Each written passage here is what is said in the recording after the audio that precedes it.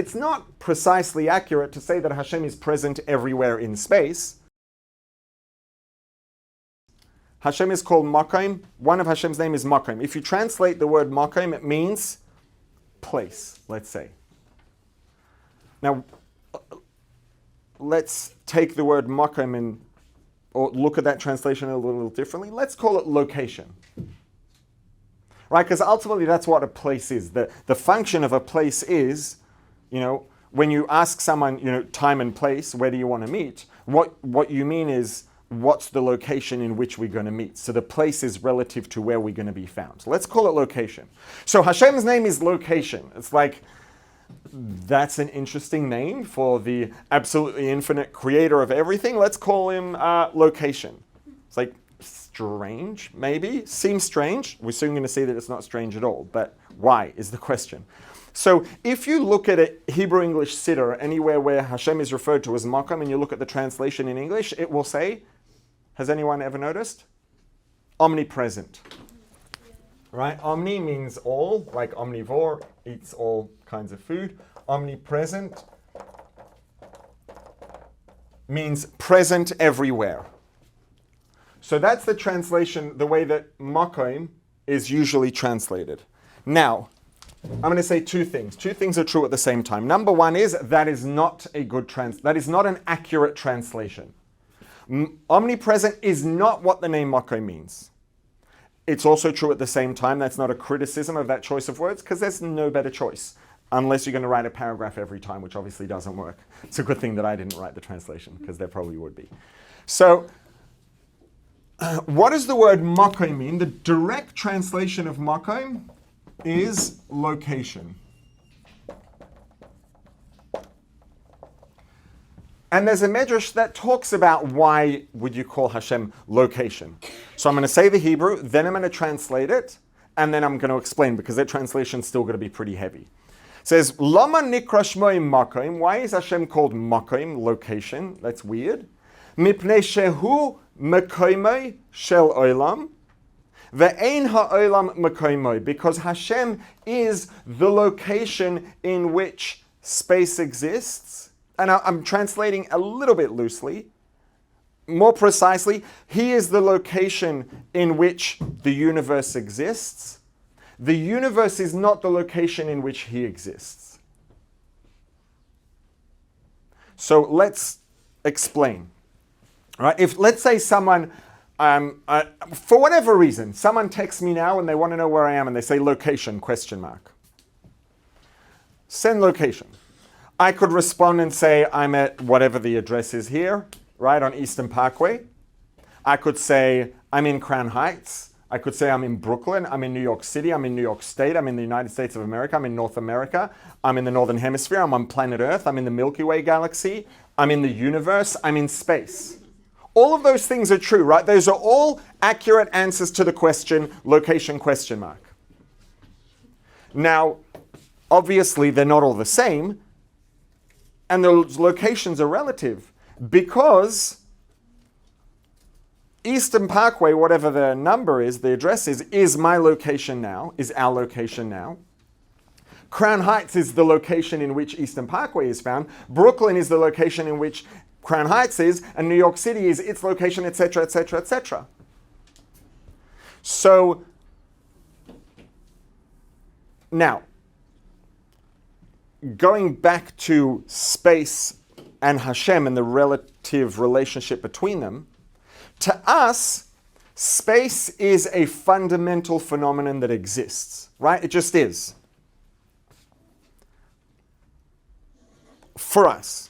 Now, there's a reason why to us it seems like space just exists and that's the way it is. And the reason that that's the case is because Hashem designed us to exist within space. So our brains, our neurological hardware, our souls, our intellect is designed to think of reality as existing within space. Try to visualize a lack of space. You can't. You can visualize a vacuum, you can visualize empty space. You can't visualize a lack of space because our brains weren't designed to visualize a lack of space. That being said, space is a creation that Hashem created. Just like time is a creation that Hashem created, we can't visualize a lack of time either. But time is a creation. Space is a creation. When Hashem brought space and time into being, where did they come from? Good, nothing. As far as creation is concerned, they came from nothing. Well, they didn't come from Tzimtzum. The Tzimtzum made their existence possible. Their existence as we know it.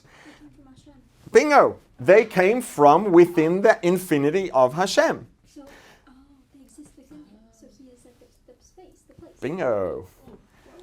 Hashem is absolutely infinite. Does absolute infinity include time? The potential for time? The concept of time? Obviously, because if it didn't, it wouldn't be infinite.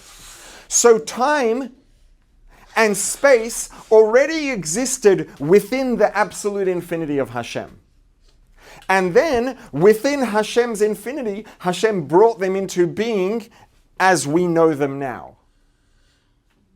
So Hashem was there before space and time. Time and space existed within Hashem, and then he brought them into being, obviously still within himself, but they went from being in a potential form to actually being. So what's the ultimate location? We are now in Crown Heights, which is in Brooklyn, which is in New York, which is in the US, which is in the Milky Way galaxy, which is in the universe, which is in space, which is in Hashem. Whoa. So yes, Hashem actually is the ultimate location. Hashem is everything's location. So Makom, place, location, is actually a very, very appropriate name for Hashem. Now, back to what I was saying about omnipresent. Makom does not mean omnipresent. Makom, or let me go in the opposite direction, the fact that Hashem is omnipresent, what does omnipresent mean? Omnipresent means there. Technically speaking, it's actually not precisely true, even to say that Hashem is omnipresent. Kind of, technically. I'm going to explain what I mean by that. It's not true to say omnipresent. If I want to ask you, what does omnipresent mean? Omnipresent means it is, maybe, depends exactly how we word the definition, but generally speaking, we would say, okay, omnipresent means present everywhere. What does that mean? That means it's present in every point in space. That's not correct. Right? It's not precisely accurate, let's say, to say that Hashem is present in every point in space. What would be more accurate, well, let's first say a better way, a less inaccurate way of saying that, and then we'll get to the next step deeper. A more accurate way of saying that, or a more accurate equivalent, would be, there is no point in which Hashem is absent. Which goes back to exactly what I said before. The words of Kabbalah are les asar panoi minei. There is no point in space in which Hashem is absent. But to say Hashem is present in every point in space is wrong. Why?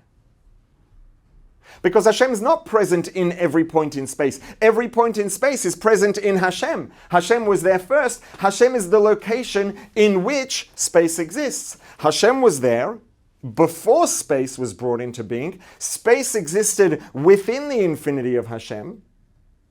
And then within the infinity of Hashem, Hashem brought space into being.